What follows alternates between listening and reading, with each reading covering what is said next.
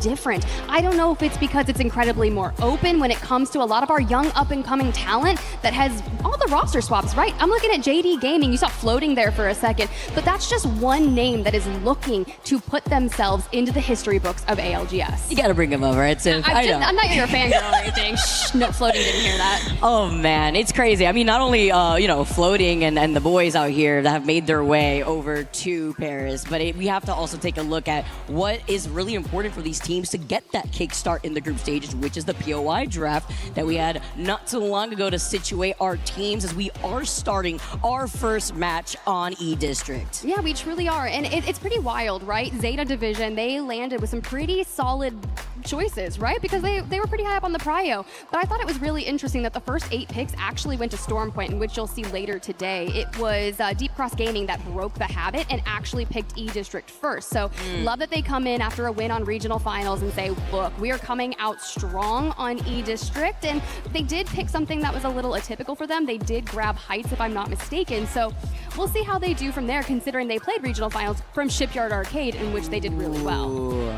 It's crazy too to see how a lot of these zone pools have been detrimental to the teams that may not be able to excel when it comes to these slower rotates, the quote-unquote unlucky teams when it comes to some of the zone pools that we even saw coming out of Pro League, and what we could expect to see that change from those teams that have been able to make that adaptation when it comes to some of the side questing that we've seen. Being one of the teams that actually comes to mind when it comes to some of those zone pools is actually Team Falcons. Okay, yeah, look, I think they're a really solid team to start about. They were looking pretty hot in scrims, and a lot of people are like, hey, are they one of our clear favorites coming in? And I'm like, dude, what era is it? How many times have we talked about the Falcons and them like not been a major title contender? They are going to be some heavy hitters. So they've got Stadium locked in. You can see it's over there on the east side of E-District. Now, the majority of zones that I've commentated when it comes to E-District, Vicky, actually drog up to that City Hall side of things. Yeah, I was just about to say, Tiff, because it's been these northwestern pools on E-District where a lot of these teams having to traverse through these really tight chokes on E-District, seeing how the legend compositions kind of kickstart from scrims over to now how we have a big match on our hands to kick things off for some of the teams that like to build up into that momentum. Lots of Alter, lots of Crypto. It's E-District. You'd expect some maybe kidnapping shenanigans with the Alter TP, but also reaping opportunities here when it comes to the free insurance policy of the reset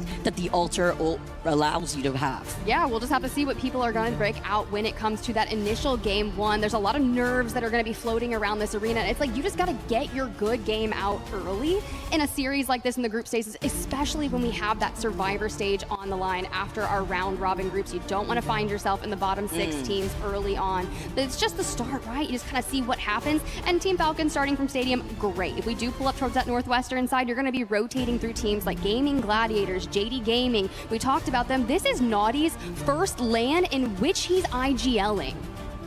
Oh my goodness. It sounds crazy, right? Actually. And you're throwing Shubi and floating into the mix. And the best part about it is I was watching the Apex pod because they do a ton of research and talk about all of the groups and their predictions. We won't talk about their predictions. Sorry, Wyatt, my guy. Sometimes they're bad. But floating in particular, he used to be that IGL on a former team, right? So joining Naughty's IGL, and now he's a fragger with a brain, Vicky, that could be why they're excelling really well. I mean, that's what happens too when you're bringing in experience, right? You have all these years of Pro League under your belt. Now you bring in the crazy left field hitter that is floating. We got to see so much of him in formerly Twerkaholics coming out of the ALGS Open, which is such a lovely story. I always like to highlight this because for those of you guys watching at home, that is a great example in following a player's journey into being able to make it pro, to make that climb and find that bridge between what you find yourself in your own grind into Pro League to be alongside these legends on the stage. Yeah, I mean, that's a great point, Vicky. I mean, I was born and raised in the Challenger circuit era, commentating down there, preseason qualifiers, all of the goods. But to get to these level of stages years later, I mean, most of our younger players have been dreaming of watching and playing along legends like Hal. It's going to be tough, especially when you look back at Team Falcons and how they've been able to put on a performance within scrims. And you know me, Tiff, I always take scrims with a little grain of salt here, but it's, you know, kind of like in the looking glass, all right? When it comes to digging into the action, I get to hear the family of the players that are in the crowd, giving them their energy, something else as the days progress, everybody.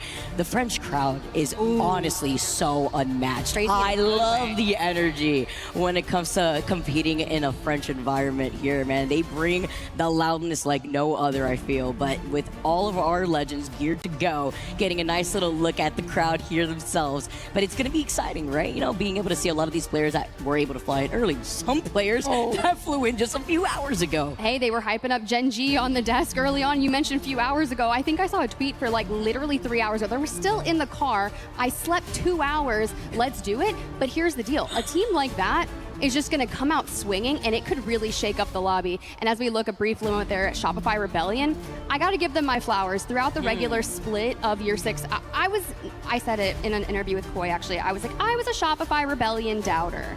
And I'm sorry, because you just said it straight up to him? Yeah, I did. Is that bad? Okay. My bad. No, I mean, if anything, he's really appreciative when it comes to the honesty. But I love when people prove me wrong. Right. And I did. I had my questions, my doubts about that roster because it seemed a little hectic, right? But they kept showing up. They kept putting the work in and ironing out those moments. And now, look, get back on the top of the stage, lift that trophy, and prove me wrong yet again.